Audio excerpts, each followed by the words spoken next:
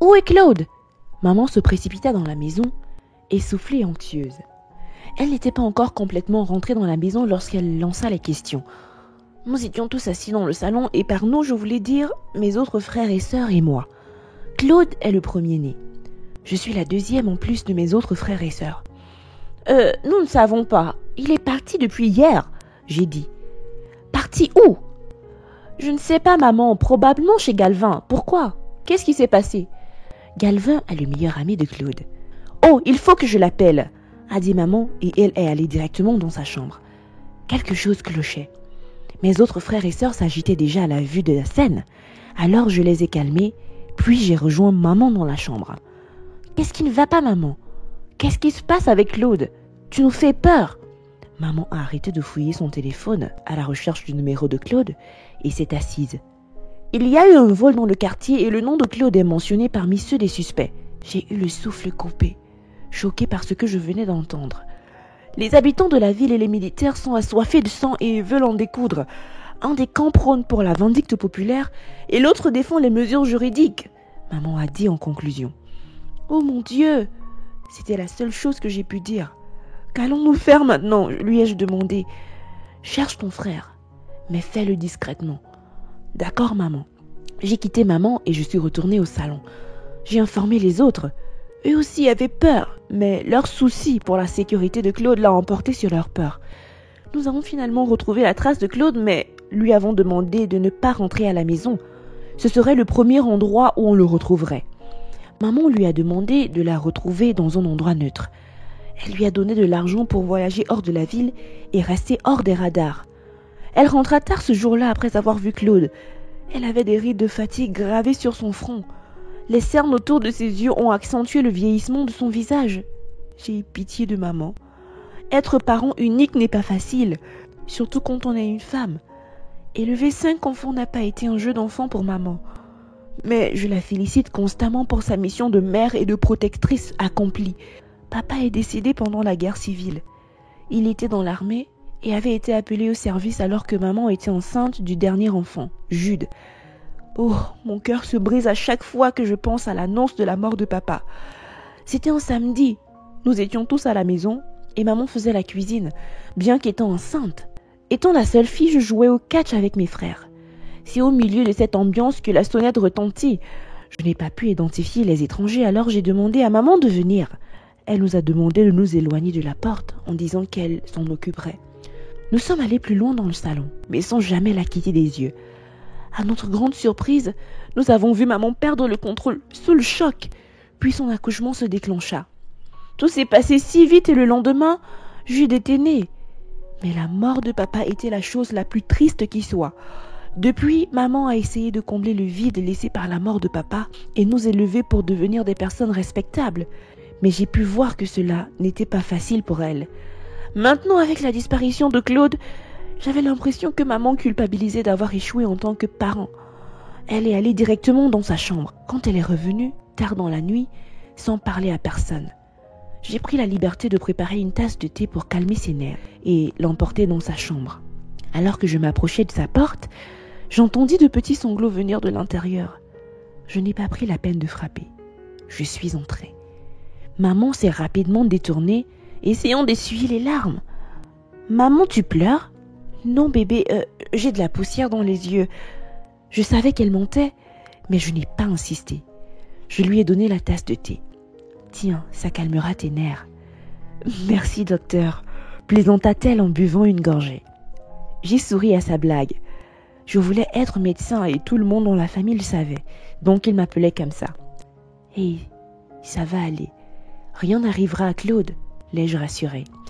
Nous avons de nouveau parlé pendant un moment, discutant de sujets plus légers jusqu'à ce que maman puisse à nouveau rire. Maman est ma meilleure amie et j'étais contente de pouvoir l'aider à se détendre. J'étais déjà en pyjama, alors j'ai décidé de passer la nuit dans sa chambre et de lui tenir compagnie. Nous nous préparions à nous coucher quand le téléphone de maman a sonné. « Bonjour. Maman, c'est moi Claude. Ils ont dit que j'avais le droit à passer un appel. » J'ai vu maman se figer, essayant de comprendre la signification de ces paroles. Claude avait été pris dans les mailles de la police. Maman s'est rapidement ressaisie et a obtenu des détails sur l'endroit où se trouvait Claude avant de mettre fin à l'appel. Elle s'est tournée vers moi. « Je suppose que tu as entendu ça ?» a-t-elle dit et j'ai hoché la tête. Je ne m'y attendais pas, mais soudain elle est devenue froide. Loin était la femme qui riait il y a quelques minutes. « Je ne voulais pas épouser ton père. Ma famille ne l'aimait pas. Et ils ont toujours été contre d'autres mariages, » s'est-elle mise à dire. Pourquoi me dit-elle cela ? Je ne savais pas comment réagir. Alors je suis restée sur place et j'ai écouté. On dit que celui qui trouve une femme trouve une bonne chose et obtient la faveur de Dieu. Mais ça n'a jamais été paisible depuis que j'ai épousé ton père. On allait d'un problème à l'autre. Je devenais mal à l'aise. J'avais déjà un bon souvenir de papa. Je ne voulais pas que maman l'altère. Maman, pourquoi tu me racontes tout ça ? Pour que tu en prennes de la graine au moment de choisir un conjoint. Mais maman, en quoi est-ce que ça concerne Claude ? Claude n'a pas volé. Il a été enlevé par l'un des ennemis de ton père. Quoi ? Votre père s'est fait des ennemis de son vivant, même s'il n'en avait pas l'intention.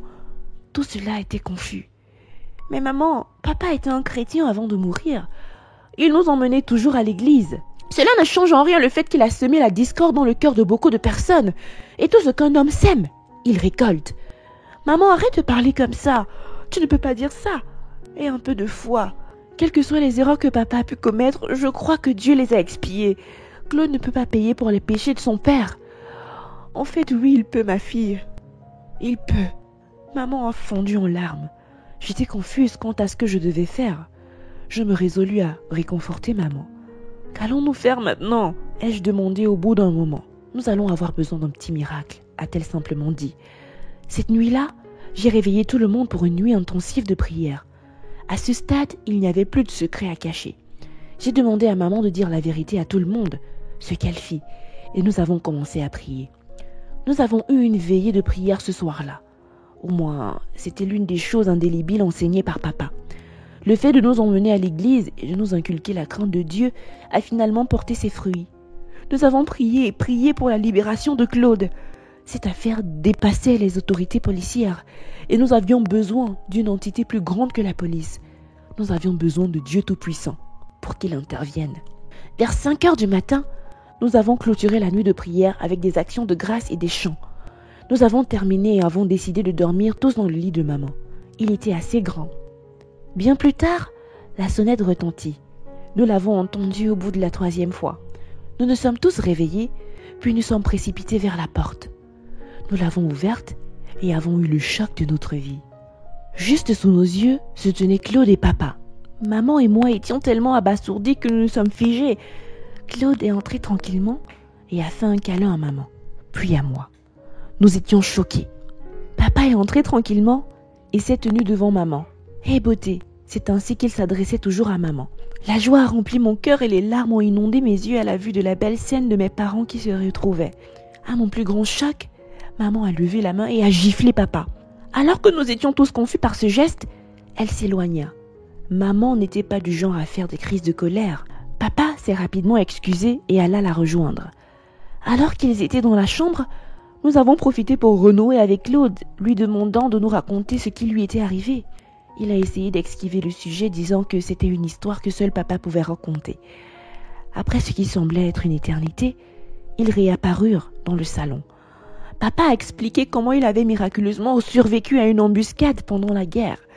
Il avait voulu quitter l'armée mais ne savait pas comment faire, donc il est resté discret afin de laisser croire qu'il était mort. Cependant, son histoire de couverture n'a pas duré car ses ennemis ont vite découvert qu'il avait un fils, Claude. Ils l'ont donc enlevé pour servir à la place de son père. Ce geste a fait sortir papa de sa cachette et les a confrontés. C'était une bataille qui semblait être perdue d'avance, mais lui et Claude en sont sortis indemnes. Il a aussi expliqué qu'ils avaient prévu de les exécuter hier nuit, mais étrangement le chef des opérations est entré à l'improviste dans leur cellule et les a libérés, jurant de ne plus jamais les approcher.